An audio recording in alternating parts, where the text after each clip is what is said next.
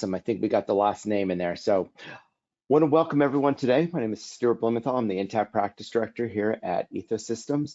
Today, we have the honor of having Mark Hillman, who runs our client support area here at Ethos on the Sage Intacct side, talking about security tips and tricks. So something that's very near and dear to his heart because he's helps clients set this up every single day. If you can advance the slide, Mark, real quick. Just a couple logistics before I turn it over to him. First of all, the presentation is going to be about 30 minutes long. All the phone lines are muted because this is a webinar being recorded.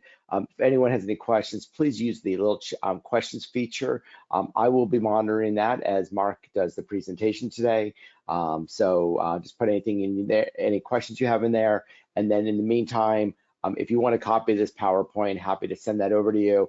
And just put your email address in there and I'll make sure I get you a copy of that PowerPoint. Fancy, perfect. Just a last reminder, we're actually closing it up seats very quickly on this. We're having a event in Phoenix on the 16th. We're sold out of baseball games seats, but on the 16th, we're having a full day of training. We set out the agenda of what we're actually training on. And this is all going to be done at the baseball stadium at Chase Field. So it'll be a great experience. You can see the baseball stadium, the insides of it when no one else is around, and I get some amazing training by us and by Sage. And last slide, just a quick reminder that next month, on the 10th of May, that's a Friday, will be the R2 release. So the day before, we're going to be going over all the new features. We should have a copy of we're going to have a copy of the preview in the next week or two, but we'll be going over in a presentation of all the changes that are coming out in R2. Again, that's pushed out Friday evening, late in the evening. That they will have all the new features that will be available for you on the 11th, that Saturday morning. So without any further ado, I am going to turn this over to Mark and let him go through security. So Mark, all yours. Perfect. Thanks, Stuart. Thanks for that warm welcome. All right. So as Stuart said, I am the customer support management on this side of Ethos. So I'm just going to be going through some basic things for security to help you guys feel more comfortable in your system and be able to, keep it more secure. So just a quick agenda of what we're going to go over today. I'm going to go over general overarching company security settings. So these are settings that are going to apply to all users in your system. And then I'm going to go into user preferences, because within user preferences, we have the ability to tweak them a bit as long as they fall within tweak our security settings a bit, as long as they fall within the company settings, like the rules that we've set up here. Then I'm going to go into how we actually set up our permissions that each of our users will have. And we do that through users and roles. And then I'm going to go in and talk about managing our external users and authorizations. And then we'll leave it over for some questions and answers at the end. All right. So first, our company security. So within our company security tab of Intacct, or within our configuration of our company, we have a tab that is dedicated to our overall security. Within it, we can do some basic things, some more advanced things. Some of the basic things we can do are just our basic login settings, email sender domain settings, external authorizations, single sign-in, web service authorizations, and our content security policy. Now, access to this page itself, it's highly recommended, and I personally recommend to people that this is restricted to more admin users, and we only give that, and we can do that through roles, and I will be touching on roles later on in the slide or in the presentation. But I'm going to slowly go through each of these and then kind of give them a quick overview. All right, so our company security. Before I get into those though, there are two sections that don't fall within the security tab that I think are often overlooked, and I kind of want to give them a quick cameo or a quick introduction. First, we have our permission types, and we have our mask sensitive data section. These are going to be in your general configuration for your company, not under the security tab. So it's easy to miss them. Your permission types, this one, when we are implementing your system, oftentimes it's going to be determined by your implementation consultant, because we highly, highly recommend that you use the role-based type. I can get more into, if anyone has questions about the difference between two, I can get more into it, but the general gist of the difference is either we are setting our permissions based on an individual user level, or we are creating a role and then assign permissions to that role, and then we assign that role to the user. And I'll get more into that later into the presentation. Masking sensitive data just shows us which sections of sensitive data are going to be obscured when we're typing them in. Things like our social security numbers, vendor bank data, things you probably don't want someone glancing over your desk to see. So recommend that we have this enabled. Okay, now actually getting into the meat and potatoes of our security settings.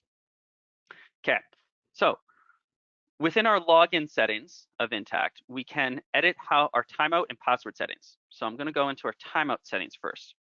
The timeout settings determine how long each user has while logged in or due to inactivity. So in our first section here, we can see it will default when we create a new user with Intacct. By default, they will have an hour of inactivity before they're logged out, and they can adjust it in their personal settings to a maximum of 3 hours. Now, these are the overarching rules that you can change and adjust.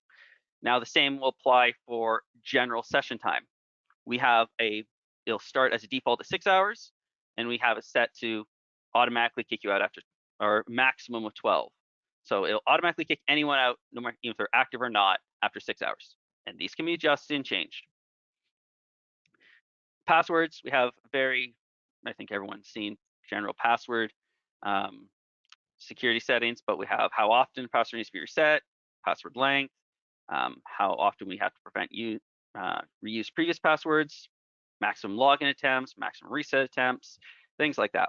But more important are two sections that I kind of do touch on a little bit. And if I have questions on those, I'm happy to take them at the end, is how we enforce IP address filters and how we manage those filters.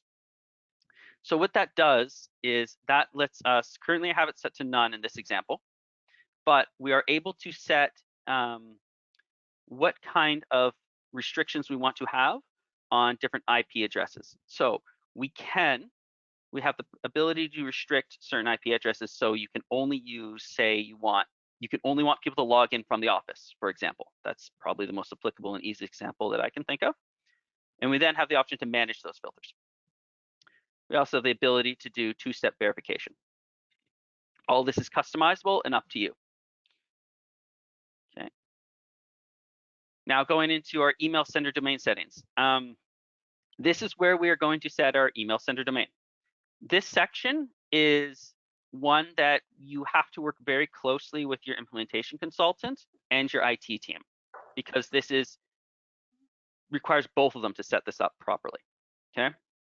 Now, when you're setting up an email sender domain, a key feature to remember is Sage currently does not support multiple domain addresses. This has come up a few times. You only get one main one, and then I'm sure the question some of you are wondering is, okay, well, what if I have multiple entities? Those entities, then ergo, each user within them has different email addresses. The easiest solution that I have for that is you have your main email sender domain, and I have recommended to people in the past to work with the IT team to set up aliases. So everyone's going to need to have that email sender, the original email sender domain, and then you're going to have those aliases that you work with. So work with your IT team, work with your implementation consultant to get this done. Another feature that I kind of want to address in here is there's a new thing that Sage has come up with called enhanced email sender ID. This is very, I recommend, it's good. It's new, and all it does is it adds another layer of security.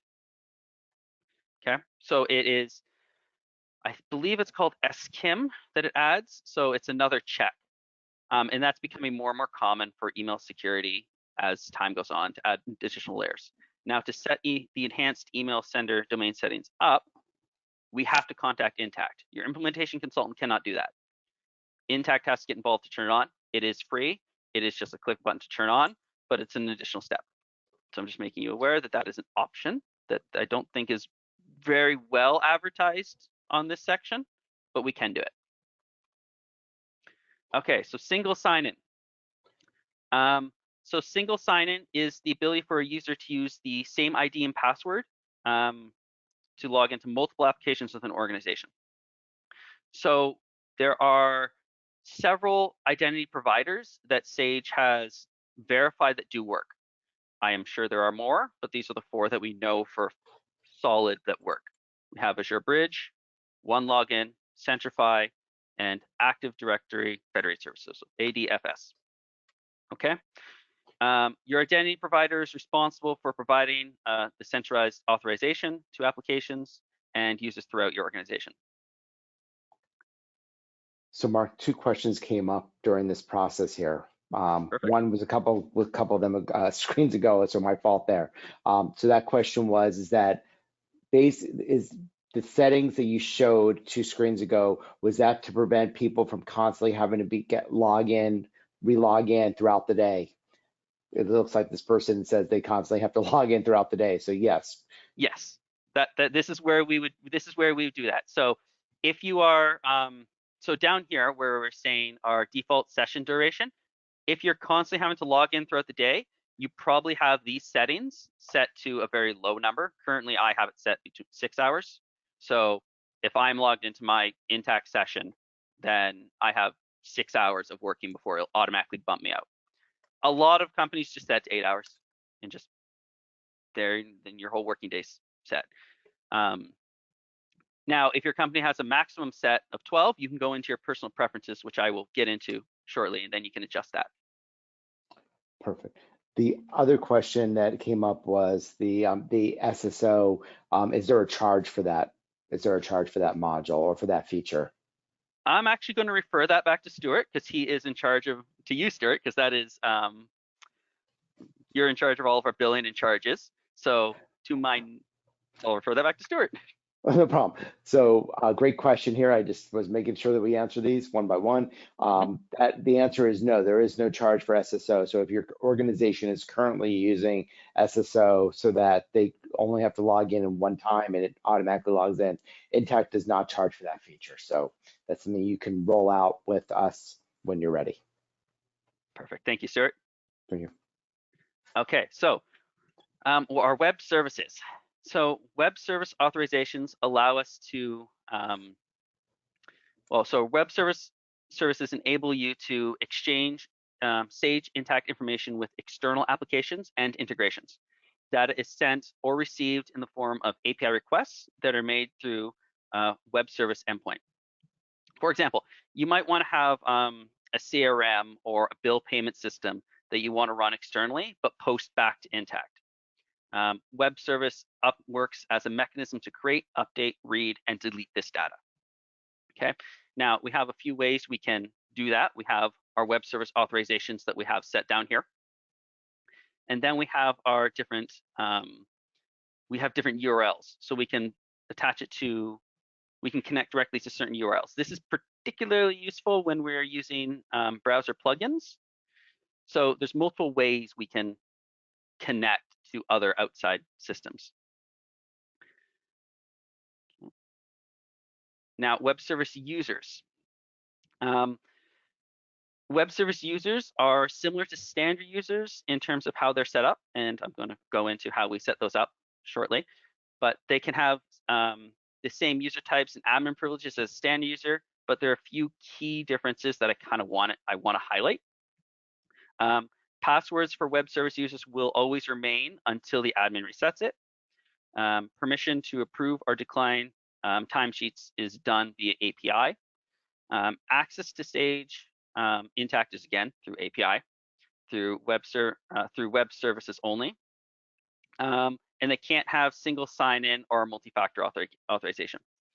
Now, the most key important thing about a web service user is they have access to your data, but not to your interface. So they are a user that's there strictly to make sure that there is that connection between the API and the API connection between Intacct and your third-party system.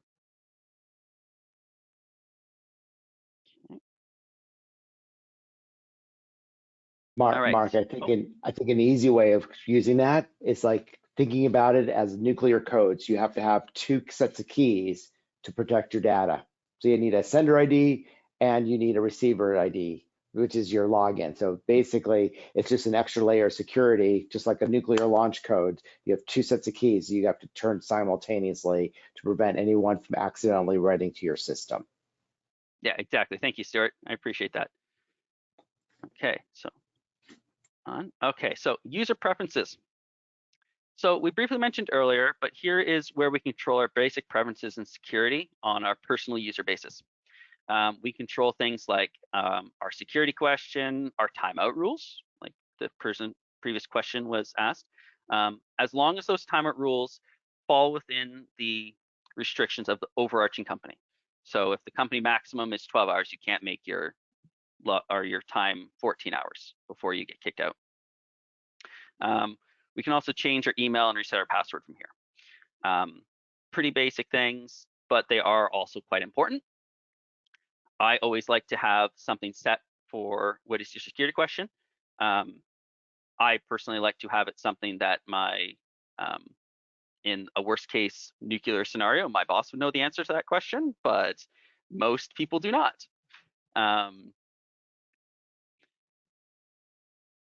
Okay. All right. So user and role settings. All right. So this is where we start getting into the meat and potatoes of the permissions that a user is going to have within your system and how you restrict that. So as I mentioned before, we have user and role. We have the two different permission types, user and role based. I'm going to highly, highly, highly recommend role based in almost every scenario. So the biggest difference is you can have that permission and you can set those permissions for the role, and then you set the role to the user. So it gives you the ability that if someone is leaving the company, for example, you don't have to keep going in and adjusting. You just say, hey, click, they get this role. The new person gets this role.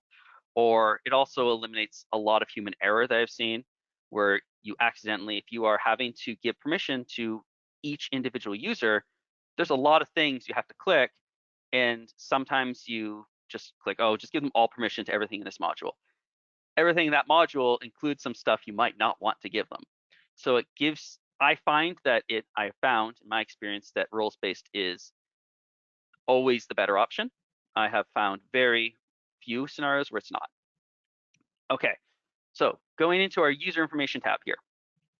When we create a user, we have several options. We have their user ID, user name, their contact information, which is created when we create the user.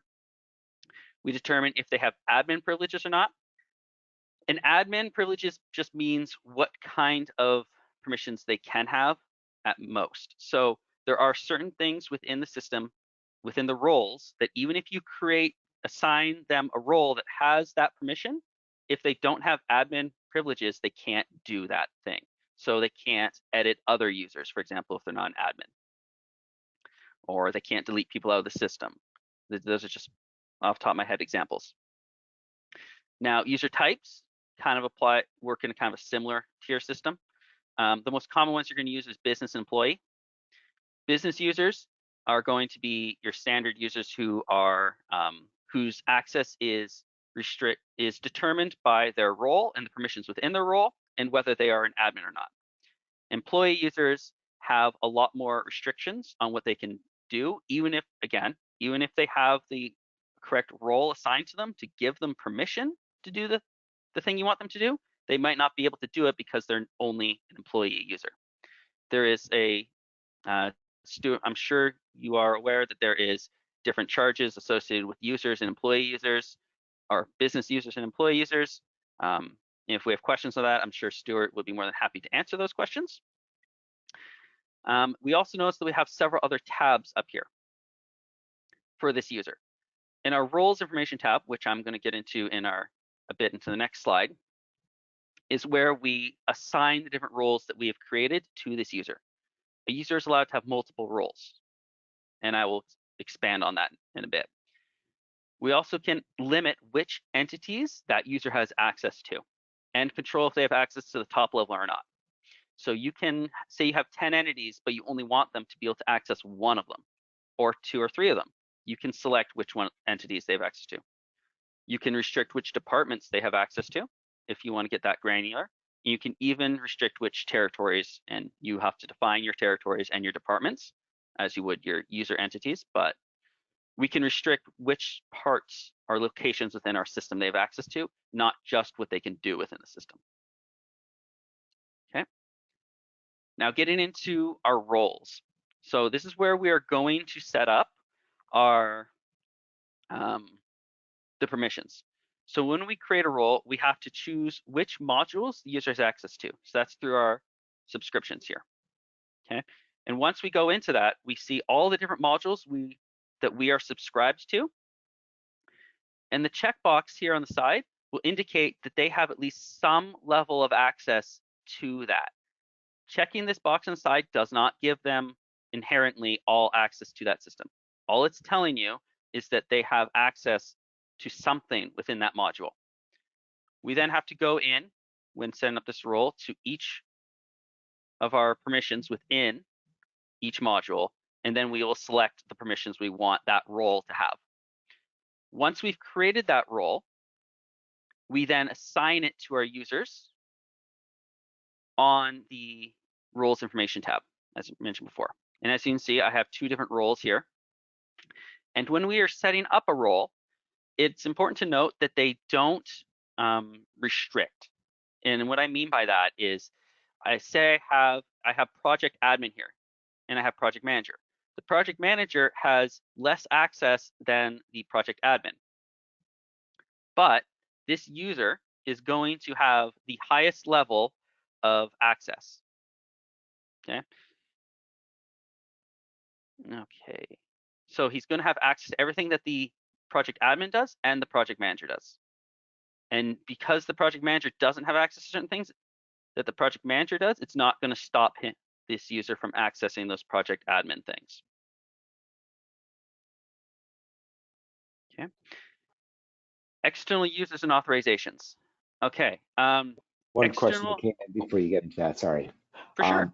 So the question that came in was, can we restrict projects? So I'm assuming that was the question that came in. So I'm assuming that you're saying that within the list of projects itself, could you restrict seeing certain projects? Mark, I know of one possible way. I don't know if you have any ideas before I answer. Yeah, if you want to answer it, you're more than welcome to. So the only way I could think about doing that is that 2 ways. There on the screen that Mark has up, under the user information in the lower left-hand corner there are something called entities and then departments. So if that project was assigned to a specific department or to a specific entity, that was the only way you can restrict that out. Otherwise, we could do it through like some type of smart rule or event, but I don't see any other way of doing that. Mark, do you agree, or any? Yeah, I agree. There's no native way of restricting specifically a project on a project basis. But as Stuart was saying, we can do, if that project is assigned specifically to an entity, we can restrict that user from accessing that entity, or again, department or territory, if that project was assigned specifically to those dimensions. Perfect. If that answers your question, then great. Feel free to ask any more along the way. Okay, I believe I am on. All right. Okay. So web's external users and authorizations. So by their name, they are external from your company. So external authorizations are accesses that you've given to, or authorization you've given to another company to access your system, and that company has its external users.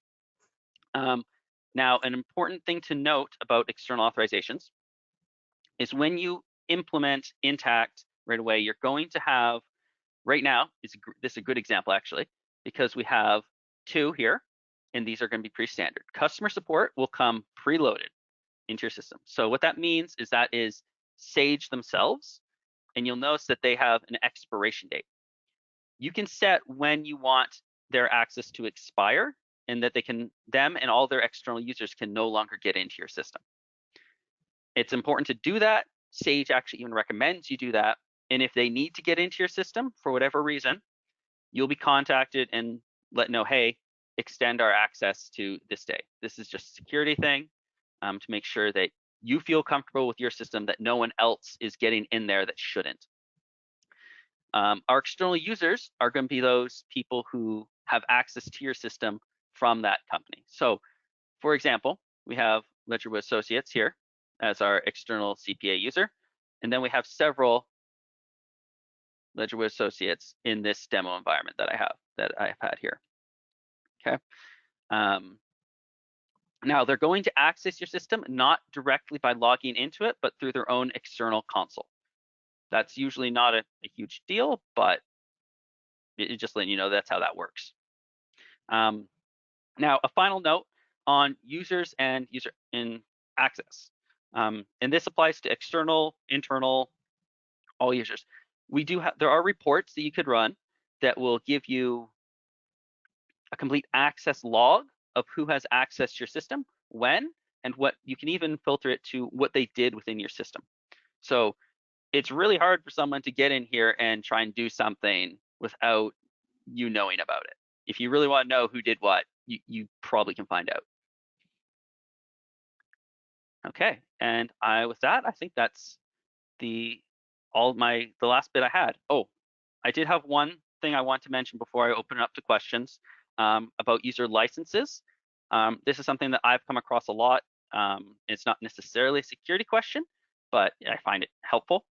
However many business users you've had, and when people inevitably leave or join the company, there is a best practice for you want to try and keep it so that you have the same number of your user authorizations. So for example, say you have 10 people in your company and you want to and one person's leaving and you want to bring on another person. Well, before that new person comes on, you probably want to disable the other user and then add on the 11th user so that you're still at the 10 mark. It just means it just keeps you at 10 so that Sage doesn't automatically get a message saying, oh, hey, they bought a new user. Just trying to keep you guys from accidentally overspending when you don't need to and saving us some headache fixing that. And with that, I'll leave it open to some questions. That's a great point there, Mark, at the end. So, user licenses are whenever you get that message that says you might be charged a user license, it's best to take a deep breath, check your licenses, and just double check, and just contact us here at Ethos and make sure, hey, am I going to get charged? We'd rather you let us know, or again, sometimes we might be able to save you some money on a user license or license type than simply just activating it right then and there. So it's best to let us know in advance or possibly order from us in advance where we can save you some money. So great point there, Mark. There was a question that came in regarding people exiting, users not leaving the system or getting rid of users. It says, do you have a process or procedure to set up to deactivate a user? We do, and that documentation we found on our blog, and everyone, you can access that. And there's definitely documentation how to do that and how to disable a user and how we can. So I'll refer people back to our blog and to that documentation. Perfect. Yeah, it goes through some of the setup areas, such as like approval processes and making sure even sometimes the main person leaves, it goes through setting up all the security, like making sure the admin of the system, because there's actually a setting in security or in the company area who the security admin is. So that person needs to also be changed if that's the main person leaving. So definitely recommend reading that blog. If you don't have access to it, can't find it on the internet, just send me an email and happy to send that over to you guys. I'm Perfect. looking at the questions. I think I answered all the other ones out there. So with that, first of all, Mark, I want to thank you for putting this together. I know this takes time to put these PowerPoints together and make sure we have everything documented and dress rehearsal. So again, thank you very much. Great job. Definitely you hit all the spots. And for our clients out there, thank you so much for attending. We kept this right at 30 minutes. Have a great day and appreciate you guys joining us.